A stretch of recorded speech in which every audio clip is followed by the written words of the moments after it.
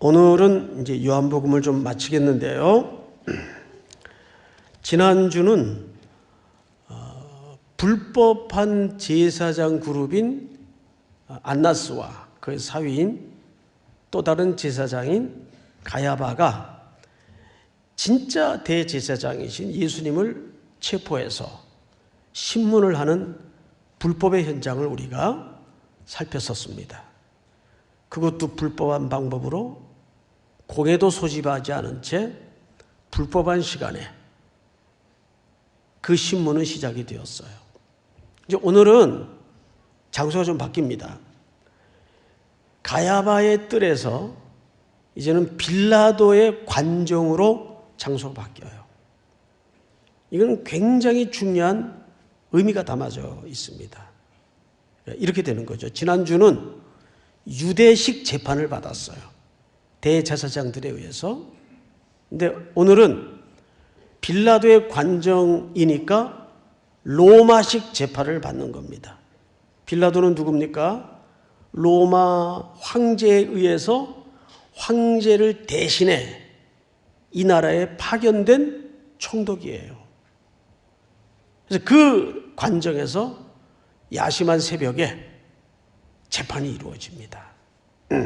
오늘은 주보에 미처 체크를 못해서 제목이 빠졌어요. 제목은 세계의 시선입니다. 세계의 시선. 오늘 이 안에 세계의 시선을 발견하게 될 겁니다. 첫째, 본문 28절을 좀 볼까요? 28절 우리 한번 다 같이 읽어보십시다.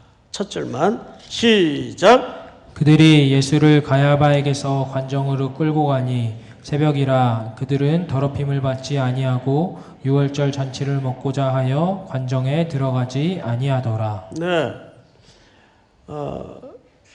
그들이라 하면 유대인과 방금 말씀드렸던 불법한 재판을 진행했던 가야바와 안나스입니다. 이 둘은 장인 사위관계죠. 그러니까 대제사장직을 성직 매매라는 방식을 통해서 자자손손 대대로 지금 해먹고 있는 겁니다. 이런 거짓 대제사장들이 지난주에는 예수님을 체포해서 재판을 불법한 방법으로 진행했더랬습니다. 근데 이들이 지금 그 예수님을 어디에게 모시고 왔는가 하면, 모시고 온 건 아니죠. 이들의 입장에서는 데리고 왔는가 하면 빌라도의 관정으로 데리고 왔어요. 근데 이 시간이 밝혀져 있습니다. 언제입니까? 새벽입니다. 새벽은 우리 사회 통념상 어떤 시간입니까? 가장 어둠이 짙어지는 마지막 선이에요. 그리고 이 시간이 지나면 이제 새날이 밝아오는 여명이 트는 시간입니다. 그러니까 하루에 시간이 교체되는 절정의 순간이 새벽이에요. 새벽에 잘 안 일어나서 잘 모르시겠죠. 새벽에 일어나 보면 참 그 날이 바뀌는 서서하게 어둠이 걷어지는 것을 창밖으로 이렇게 보면 매일 봐도 매일 신묘막측하고 기가 막혀요. 그 시간이에요. 이제 주님은 이 임박한 시간에 죽음을 향해 다가서고 있습니다.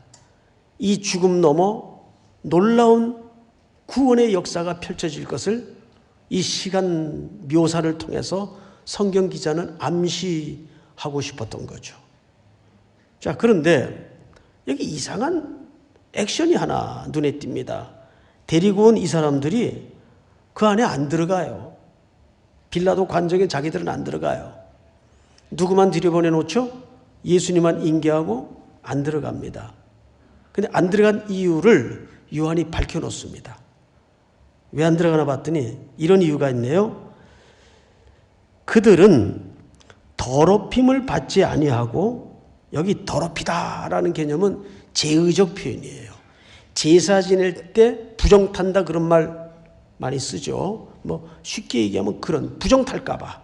왜? 이제 유월절이 앞에 있고 이 유월절 식사를 하는 것은 유대인들에게 최고의 명절일진데 혹 빌라도의 관정에 들어가면 빌라도의 관정은 사실상 공간적으로 어디입니까? 이방인의 공간이에요.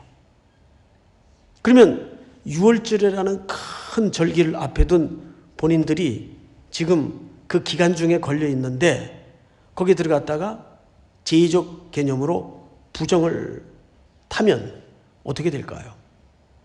유월절 식사를 못하게 되는 겁니다. 더럽힘을 당할까 봐. 근데 정작 그걸 걱정하고 안에 안 들어가고 있는 이들이 가장 더러운 짓을 하고 있어요. 가장 성결한 예수를 행악자로 몰아서 더럽히고 있어요. 자, 여러분, 유월절 잔치를 먹고자 하여 관정에 들어가지 아니하더라. 이게 뭐죠? 이게 또 하나의 아이러니예요. 이 첫 번째 아이러니예요. 정작 성결한 예수님을 그 이방인의 공간에 집어넣고 자기들은 성결을 유지하기 위해서 그 안에 안 들어가는 겁니다. 안 들어가니까 이 원과 피구 간의 신문이 이루어지질 않겠죠. 그러니까 누가 나오냐면 빌라도가 나와요. 안 들어오니까. 다음 성경을 보세요. 29절. 그러므로 빌라도가 밖으로 나가서 그들에게 말하되 너희가 무슨 일로 이 사람을 고발하였느냐? 대답하여 이르되 이 사람이 행악자가 아니었더라면 우리가 당신에게 넘기지 아니하였겠나이다. 그러니까 이 종교 지도자들은 예수님을 뭘로 규정했죠? 행악자로 규정을 했어요. 자, 지금 그 머릿속에 그림을 좀 이렇게 하나 그려야 됩니다. 관정의 문을 사이에 두고 유대인들은 더럽혀질까 봐 유월절 제사를 지내야 되니까 문 밖에 있어요. 그리고 지금 예수님은 그 관정 안에 들여보내져 있습니다. 그럼 이게 재판이 안 되잖아요. 그래서 이 사이를 누가 지금 왔다 갔다 하는 거예요? 빌라도가 소위 머마려운 강아지처럼 지금 이 양자 사이를 왔다 갔다 하는 겁니다. 재밌는 것은 요한이 이 과정을 매우 섬세하게 그리고 있다는 거예요. 왔다 갔다 해요. 자, 그 다음 절을 볼까요? 31절. 다 같이 시작. 빌라도가 이르되 너희가 그를 데려다가 너희 법대로 재판하라. 유대인들이 이르되 우리에게는 사람을 죽이는 권한이 없나이다 하니. 자, 이 대화가 두 가지 사실을 드러내요. 빌라도가 들어보니까 이건 자기네들끼리 무슨 종교적인 문제예요. 여기까지 끌고 올 필요가 없는 문제예요. 그러니까 이렇게 된 거죠. 다시 데려가서 너희들끼리 알아서 해라. 나 이런 데 관심 없다. 이건 너희들 종교 문제 아니냐. 이렇게 된 거죠. 그런데 이들이 자기들도 모르는 사이에 여기까지 예수님을 끌고 온 의도를 들킵니다. 근데 스스로 들켜요. 잘 보세요. 유대인들이 이르되 우리에게는 사람을 죽이는 권한이 없나이다 하니. 여러분, 지금 이 나라의 구조는 로마가 지배국이에요. 이스라엘은 속국이에요. 때문에 웬만한 재판은 사내들인 공회에서 종교 재판에서 다룰 수 있어요. 그런데 딱 하나, 목숨에 관한 생사여탈권이 걸린 문제만은 로마의 법정에서 최종 승인을 받게 돼 있어요. 이제 그 얘기를 하는 거예요. 우리에겐 사람 죽일 권한이 없지 않습니까? 이 말을 자기들도 모르게 격앙돼서 뱉어내면서 들킨 게 하나 있죠. 예수님을 여기까지 끌고 온 목적이 들통이 났어요. 뭘 위해서 끌고 온 겁니까? 죽이기 위해서 끌고 온 겁니다. 이해가 돼요, 여러분? 근데 빌라도는 정작 들어보니까 이게 뭐 그 정도까지 갈 문제가 아닌데 뭐 이 밤에 난리를 치고 데려오나? 그 너희들 데려가서 알아서 해라. 그랬더니 유대인들이 우리에겐 사람 죽일 권리가 없지 않습니까? 자기도 모르게 뱉어냄으로써 예수님을 여기까지 고발한 의도가 들켜버리고 말았어요. 그런데 이 팩트를 요한이라는 성경 기자는 어떻게 해석하고 있는가를 잘 보셔야 돼요. 요한복음 12장을 좀 띄워주세요. 12장. 내가 땅에서 들리면, 땅에서 들린다는 말은 예수님의 발이 땅에서 들린다 그 말이에요. 그러면 무슨 사건을 얘기해요? 십자가에 죽으시는 것을 암시하고 있는 거예요. 내가 땅에서 들리면 모든 사람을 내게로 이끌겠노라 하시니, 그러니까 내가 십자가에 죽어야 택한 백성들을 죄를 용서하고 다시 내게로 이끌어 올 수 있겠다. 그 얘기를 이미 12장쯤에 암묵적으로 예언하셨어요. 그 이야기를 33절 시작. 이렇게 말씀하심은 자기가 어떠한 죽음으로 죽을 것을 보이심이로라. 네, 이렇게 말씀하시면 자기의 죽음의 성격이 어떠할 것을 암시하고 있는 거예요. 그래서 신명기 21장에 보면 이미 구약 성경에 이 먼 수천 년 후에 나타날 메시아의 죽음에 대해서 나무에 달린 자마다 뭘 받은 자니? 저주를 받은 자니. 그러니까 예수님은 일부러 나무에 우리의 저주를 끌어안고 죽으셨어요. 그러니까 유대인들이 절대 예수님을 메시아로 믿을 수 없었던 것은, 야, 어떻게 메시아가 저주를 받을 그 나무에 달릴 수가 있냐. 그러니까 구속의 의미나 성격을 전혀 이해하지 못했던 거예요. 그런데 오늘 요한은 18장에서 이 부분을 전체적으로 이렇게 해석합니다. 32절 제가 읽습니다. 이는 예수께서 자기가 어떠한 죽음으로 죽을 것을 가리켜 하신 말씀을 뭐하게 하려 함이로라? 응하게 하려 함이로라. 그러니까 예수님은 그들의 악행이 결국은 자기의 죽음을 재촉하는데, 그 죽음은 이미 구약 성경의 수많은 선지자들을 통해서 수천 년 동안 흔들리지 않게 일관되게 예언되었던 그 예언이 성취되며 이루어지는 것에 불과하다 그 말이에요. 그러니까 여러분, 여기 예수님을 이 빌라도의 관정까지 끌고 온 이 무리들은 그 사실을 이해할까요? 모릅니다. 자기들이 악한 일에 지금 쓰임받고 있다는 것을 몰라요.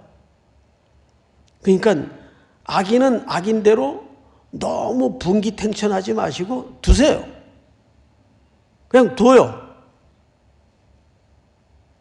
돼지가, 무슨 돼지를 또 이렇게 예를 들면 돼지들이 기분 나빠하겠지만 도살할 날을 위해서 살찌움을 받는 것 같은 그런 모양새입니다.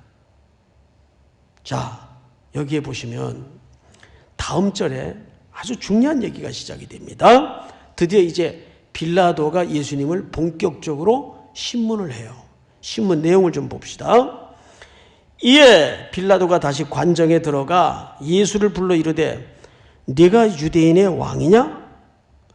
자, 여러분, 네가 유대인의 왕이냐? 빌라도가 처음 물었던 질문이에요. 그리고 이때부터 빌라도는 이상하게 고집스럽게 계속 예수님을 유대의 왕 또는 왕으로 부르고 있습니다. 유대인의 왕이냐? 그래서 예수님께서 이렇게 물어요. 그거 네가 직접 묻는 거냐? 저 밖에 사람들이 질문한 걸 가져와서 전달하는 거냐? 이렇게 물어요. 우리 34절 한번 읽어볼까요? 시작. 이는 내가 스스로 하는 말이냐 다른 사람들이 나에 대하여 내게 한 말이냐. 그렇게 물었죠? 빌라도가 대답합니다. 내가 유대인이냐? 이 말은 무슨 뜻인가 하면 그걸 왜 나한테 묻냐? 내가 뭐 너희 민족이냐? 이렇게 된 거예요. 내가 유대인이냐? 그리고 한 말이 네 나라 사람과 대제사장들이 너를 내게 넘겼으니 네가 무엇을 하였느냐? 이 말은 야, 내가 아무리 헤집어 봐도 당신 여기까지 끌려올 어떤 큰 잘못이 없는 것 같은데 혹 내가 모를 무슨 큰 죄가 있길래 여기까지 저 사람들이 죽이려고 끌고 왔냐? 이렇게 물은 거예요. 빌라도는 계속 의문인 거예요. 이해가 안 되는 거예요. 뭐 거의 종교 잡범에 불과한데 자기 눈으로 볼 때는 뭐 이 야심한 밤에 이렇게 난리를 치고 여러 명이 이 사람 하나를 위해서 나 잠은 깨워가지고 이 새벽에 법석을 떨게 하는가? 이렇게 물은 거죠. 그러자 드디어 예수님이 임박한 죽음 앞에 서서 중요한 정의 하나를 드러냅니다. 그 절을 36절을 제가 읽겠습니다. 예수께서 대답합니다. 내 나라는 누구의 나라요? 예수님의 나라. 내 나라는 이 세상에 속한 것이 아니니라. 만일 내 나라가 이 세상에 속하였더라면 내 종들이 싸워 나로 유대인들에게 넘겨지지 않게 하리라. 이제 내 나라는 여기에 속한 것이 아니니라. 자, 여러분, 나라 개념을 왜 꺼냈을까요? 이건 중요한 내용이 시대의 착각을 바로잡기 위한 예수님의 설명이에요. 내가 꿈꾸는 나라가 너희들이 기대하던 나라와 같았다면 너희들이 좋아하는 그 물리력을 동원해서 내 종들을 동원해서 얼마든지 저 유대인들을 물리치고 나를 체포하려는 사람들을 제압하고 내가 여기까지 이렇게 무기력한 모습으로 끌려오지 않았다. 내 나라는 이 세상 나라와 본질적으로 차이가 있다. 그리고 이 세상에 속하지 않았다. 이 세상에 속하지 않은 나라가 내가 만들어 가고 싶은 내가 꿈꾸는 그 나라다. 이 알 듯 모를 듯한 얘기를 하는 거예요. 빌라도는 당연히 못 알아듣죠. 근데 그 나라는 어떻게 들어가는 나라인가? 어떻게 이루어지는 나라인가? 두 가지를 설명해요. 그 설명을 37절에서 밝힙니다. 빌라도가 이르되 그러면 네가 왕이냐? 그러니까 그 나라 왕이냐? 물어본 거예요. 예수께서 대답하시되 네 말과 같이 내가 왕이니라. 내가 왕이다. 이렇게 얘기한 거예요. 그러고 나서 내가 이를 위하여 태어났으며 이를 위하여 세상에 왔나니 그 다음부터 여러분들이 한번 읽어볼까요? 시작.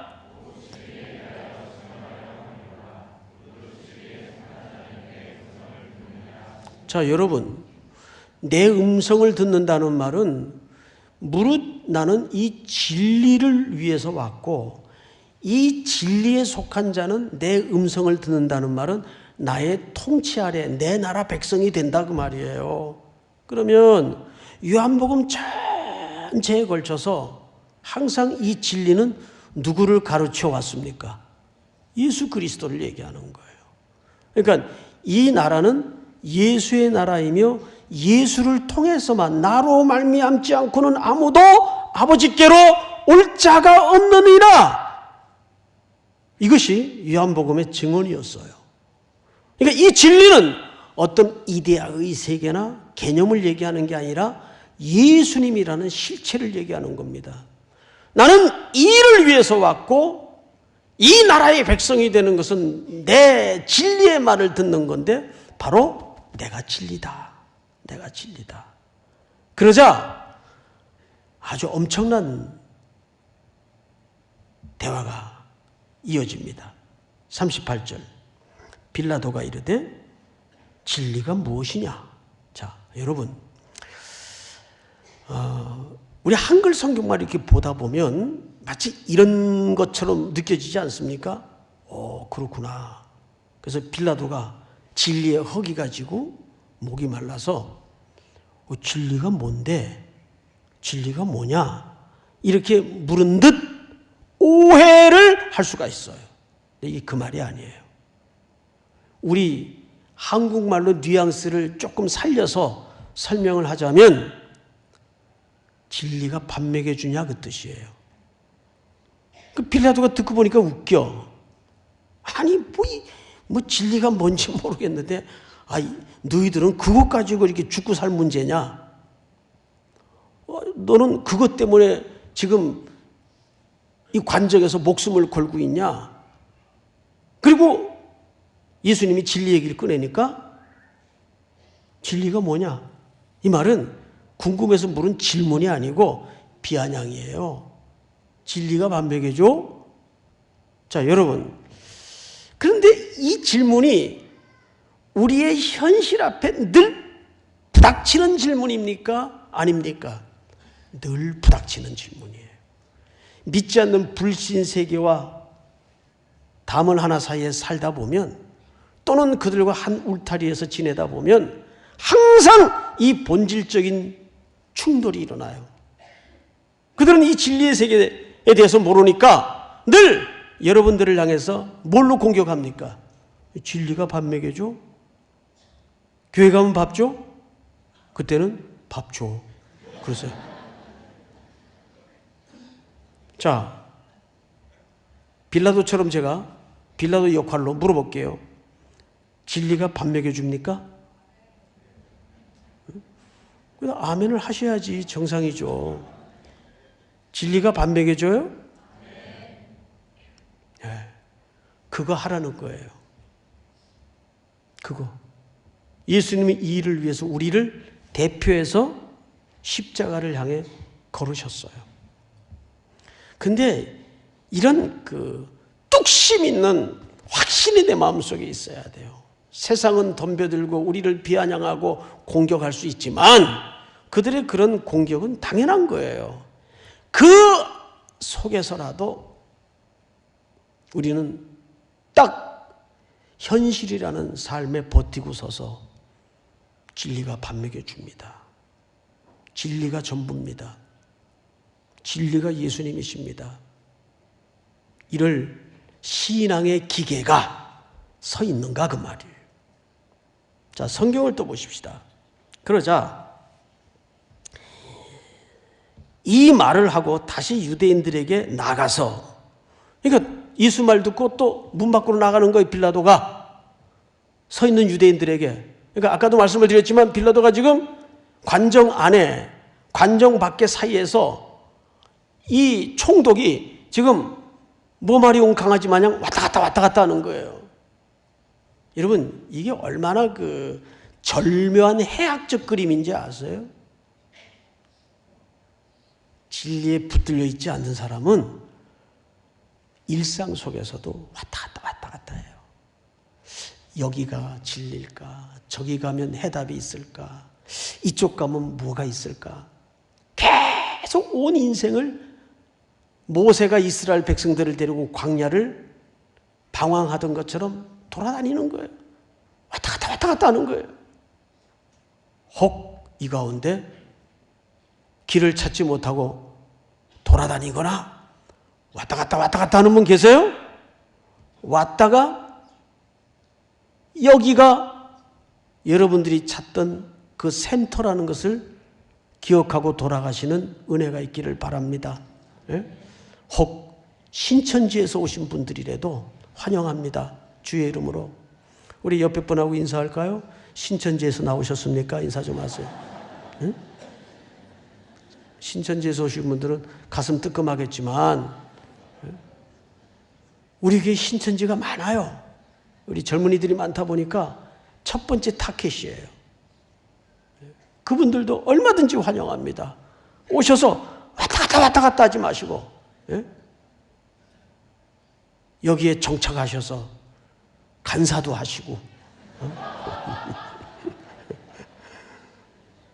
그런 기적이 일어나기를 믿습니다. 예. 빌라도가 진리가 뭔지를 모르니까 자꾸 왔다 갔다 하는 거예요. 자, 그러자 빌라도가 나가서 그 유대 사람들에게 얘기를 하나 해요. 그 얘기를 잘 들어보세요. 39절. 6월절이면 내가 빌라도 자기죠. 너희에게 한 사람을 놓아주는 전례가 있으니 그러면 너희는 내가 유대인의 왕을 너희에게 놓아주기를 원하느냐 하니, 이 무슨 소린가 하면 참 이것도 아이러니예요. 유월절이라는 절기는 유대 최고의 명절이에요. 절기예요. 근데 이때가 되면 로마가 유대인들의 환심을 사기 위해서 마치 8.15 특사처럼 죄수 중에 한 사람을 백성들의 여론을 따라서 놓아주는, 석방하는 전례가 있었던 것 같아요. 그러니까 절기는 유대 절기인데 시혜는 누가 베풉니까? 로마 총독이 베푸는 거예요. 이게 얼마나 웃기는 그림이에요. 그러니까 빌라도가 그 제안을 한 거예요. 자, 누구 놓아주기를 원하느냐 너희들 도대체. 이제 6월절 다가오고 있는데, 그러자 그들이 1초도 머뭇거리지 않고 누구를 놓아주기를 소리칩니까? 마지막 절 다 같이 시작. 그들이 또 소리질러 이르되 이 사람이 아니라 바라바라 하니 바라바는 강도였더라. 자, 백성들은 누구를 택했고 누구를 결정했어요? 바라바. 근데 바라바를 여기서 뭐라고 소개했네요? 강도. 자, 이것을 오늘 우리 사회적 통념으로 이해하시면 안 되고 그 당시 사회적 통념으로 이해를 해야 돼요. 누가복음 23장을 띄워주세요. 이 바라바는 성중에서 일어난 밀란과, 그러니까 이 바라바는 그 당시에 유명한 독립운동가였습니다. 무장을 하고 조직을 거느린 민중 봉기를 항상 일으키는 독립운동가예요. 그러니까 뭐 남의 집 들어가서 훔치고 여자들 핸드백 뺏고 이런 잡범이 아니에요. 예? 바라바는 적어도 이 시대에 나라를 회복하고 이스라엘을 로마 속국으로부터 자유케 하겠다는 지하 조직의 거두예요. 그래서 보세요. 이 바라바는 성중에서 일어난 밀란과 살인으로 말미암아 옥에 갇힌 자로라. 그러면 이스라엘 백성들이 십자가 위에서 바라바를 석방하기를 소리쳤던 가장 근본적인 이유가 드러나죠. 그들이 기다렸던 메시아는 어떤 메시아예요? 물리적이고 정치적인 메시아예요. 예수를 한땐 쫓았어요. 야, 저 사람 정도의 능력이 있다면 분명 우리를 자유롭게 할 것이고 빵의 문제를 해결해 줄 것이다. GMP 4만 불의 시대를 가져다 줄 것이다. 뭐 이렇게 된 거죠. 그래서 선거 때마다 속아요. 우리 모두가. 언제 정치가, 경제가, 국방이 이 나라를 안위한 적이 있나요? 천만에요. 그런데 그 사람이 그냥 무기력하게 십자가에서 스르르 사라지더라고요. 아니, 저런 사람을 우리가 쫓았나? 제자들도 떠나고 백성들은 깊이 좌절이 되어서 차라리 바라바가 낫다. 바라바에게 우리 국가의 운명을 기대해보자. 바라바 뭐 이렇게 된 거예요. 예? 요즘 그 군중도 그런 거 잘하잖아요. 자, 여러분, 백성들은 결국 꿈꾸던 나라는 어떤 나라였습니까? 진정한 숭고한 가치가 담아진 영원한 하나님의 나라가 아니에요. 이 땅의 나라의 부흥을 꿈꿨던 겁니다. 우리 기독교는 어떻습니까? 이제 우리가 조문을 나서면 바로 세상은 우리를 향해서 똑같은 질문을 던질 거예요. 진리가 밥 먹여주냐? 아, 저 오늘 간사 모임이 있는데요. 그러면 직장에 또라이가 야, 간사가 밥 먹여주냐? 이게 현실이거든요, 사실은. 그래서 제가 우리 3.1교회 7년, 지금 7년째인데 담임을 하면서 한 가지 느끼는 게, 삼일교에서 간사만 잘 마치면 정말 어디다 갖다 놔도 무너지지 않겠다. 우리 삼일교회 간사들이요, 이 간이 상한다 그래서 간사예요. 굉장히 힘듭니다. 그런데 그 힘겨운 세월과 훈련을 다 마치고, 그래서 우리 간사들 보면 사실 저는 가끔 눈물이 나요. 정말 너무 이쁘다, 너무 귀하다. 근데 거기다 대고 어쩌다가 내가 청춘을 여기다 바쳤을까? 그런 소리 하지 마세요. 거기다 바친 게 얼마나 영광스러운 겁니까? 그걸 부정적으로 생각하면 안 돼요. 믿습니까? 이상하게 결론이 끝나는데 하여간 진리가 뭐냐라는 질문 앞에 우리는 영원한 하나님의 나라에 대한 확고한 초점을 새롭게 하는 또 한 주간이 될 수 있기를 주의 이름으로 축복합니다. 다 일어나십시다. 내 안에 가장 귀한 것 예수를 알미라.